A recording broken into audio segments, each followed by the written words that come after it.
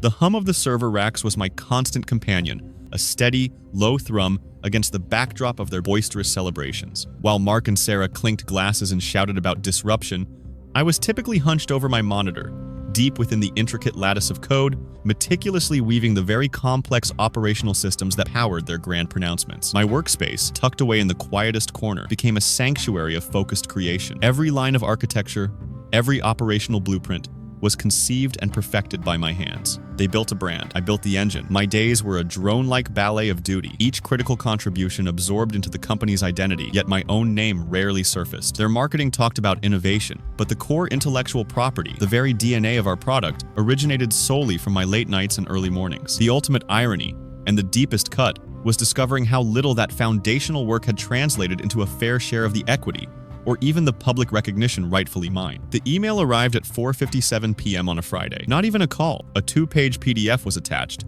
detailing a severance package that amounted to 4 weeks' pay, conditional on signing a full non-disclosure and a 2-year non-compete for a company I was supposedly no longer valuable to. My tenure, my contributions, the strategic pivots I'd spearheaded, all neatly redacted into an HR memo, delivered with the casual disregard of an automated bill. This wasn't just being sidelined, it was an official declaration of my expendability. A profound stillness settled within me, a quiet devastation that sharply contrasted with the external chaos I imagined they were celebrating. They, blinded by their ambition or casual oversight, genuinely perceived me as a convenient resource that had simply run its course. They saw a line item.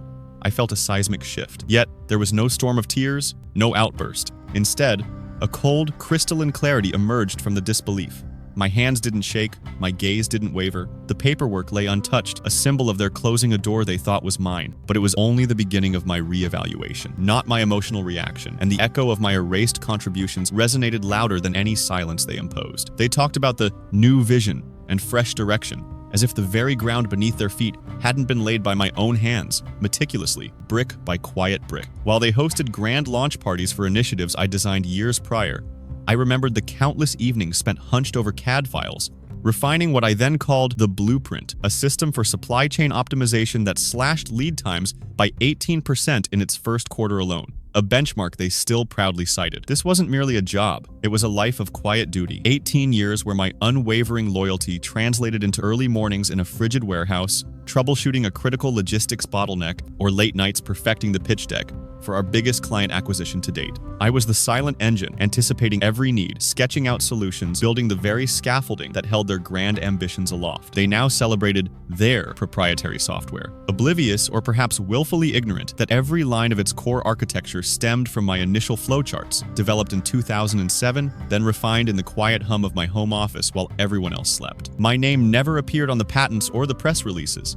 yet my uncompensated hours and strategic insights were the invisible ink on every success story they now claimed. The robust digital infrastructure, the streamlined operational processes, the entire framework supporting their current valuation, all rooted in my unacknowledged labor. As they pointedly excluded me from meetings about our future, the true scale of what I had quietly given and what they had casually taken settled into a cold certainty. The Blueprint wasn't just times at times part of the company.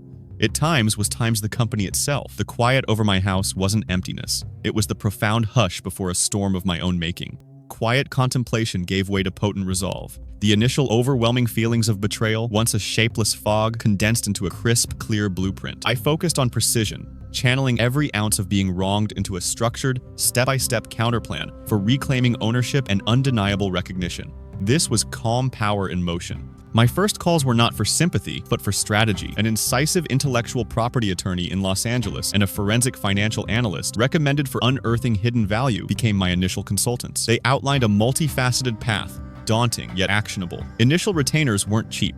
$5,000 upfront for the IP lawyer's preliminary research, and $3,000 for the financial analyst to audit accounts. These weren't expenses. They were calculated investments in my future, the first solid bricks of my new foundation. They explained realistic timelines, weeks for thorough copyright searches, days for bank transfer clearances, yet each delay was another opportunity to gather crucial evidence. I began a meticulous inventory of every email, text, and meeting note related to the project, categorizing them like precious artifacts. Identified vulnerabilities became my leverage. The game was no longer about chaotic emotion. It was about strategic control, turning their oversight into my overwhelming advantage. If you've ever felt invisible, what was the moment you decided to take back control? The blueprint wasn't just a concept anymore. It was a living document, evolving across months of surgical execution. While their social media profiles continued to churn out boastful updates and thinly veiled digs, my silence became a precise, powerful tool. I methodically backed up every incriminating email exchange, each screenshot carefully timestamped,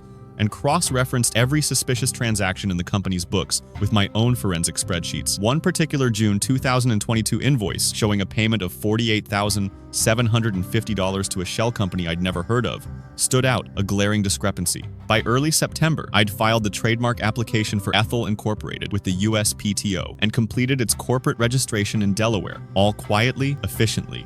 My private investigator, Elias, delivered weekly reports detailing their accumulating misdealings, from dubious vendor kickbacks to undisclosed conflicts of interest. Their sloppiness was a goldmine, a stark contrast to their polished public facade, yet they remained blissfully oblivious, consumed by their perceived victory. But the real game changer wasn't in their current indiscretions, it was in their past oversight. Sifting through archaic files one rainy afternoon, my fingers traced dusty ledgers until I stumbled upon a 2017 partnership agreement buried deep in an old archive box. Article 9.3. A seemingly innocuous clause about intellectual property reversion upon a specific type of dissolution proved to be my ace. It was a detail they'd long forgotten, but one that rendered all their present bluster utterly moot. Their noise was their undoing. My quiet, deliberate work, the precise architect of theirs. The quiet hum of my newly rerouted affairs felt almost too peaceful, a stark contrast to the subtle vibrations I knew were starting across town. The first ripple, as I'd anticipated, came 2 weeks later, a seemingly innocuous email from the county zoning office. It cited incomplete documentation for the new commercial park permits, a project critical to Mark's expansion. He'd initially brushed it off as bureaucratic red tape, grumbling about overzealous clerks.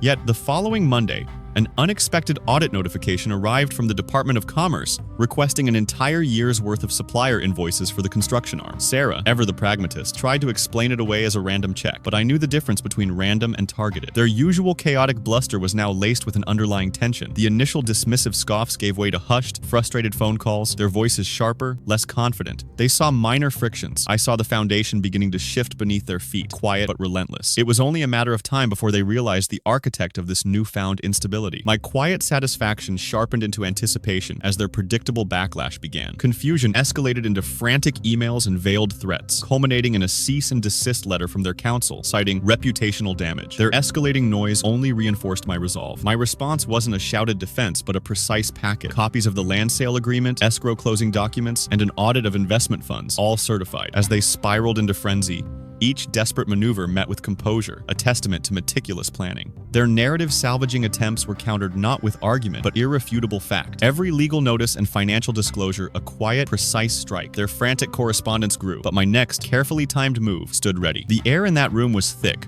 not with tension, but with a strange, heavy silence, the kind that precedes an irreversible truth. After months of meticulously building my case, this was the moment their noise met my undeniable facts. I walked them through it, calmly, point by painstaking point, laying out the notarized intellectual property registrations, the timestamps on my original concept documents, and the irrefutable bank transfers detailing every dollar I'd invested from my personal accounts. Their initial attempts at bluster and denial quickly deflated, replaced by the hushed rustle of legal papers. The settlement agreement, pre-drafted and reviewed by their own counsel, was unambiguous. It detailed the full transfer of all intellectual property, company shares, and outstanding financial contributions back into my sole ownership. They had expected a battle. I delivered a binding resolution. As they pushed the final documents across the polished mahogany table, their expressions a mix of anger and defeat, I met their gaze directly. "You saw a drone?" I stated, my voice steady. "I saw the entire ecosystem, and now the blueprint is mine."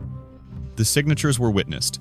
The documents immediately filed with the Secretary of State, instantly updating the public record. The transfer was irreversible, effective immediately, leaving no room for argument or appeal. It wasn't revenge. It was the quiet, precise reclamation of what was always mine. What chapter are you ready to write next?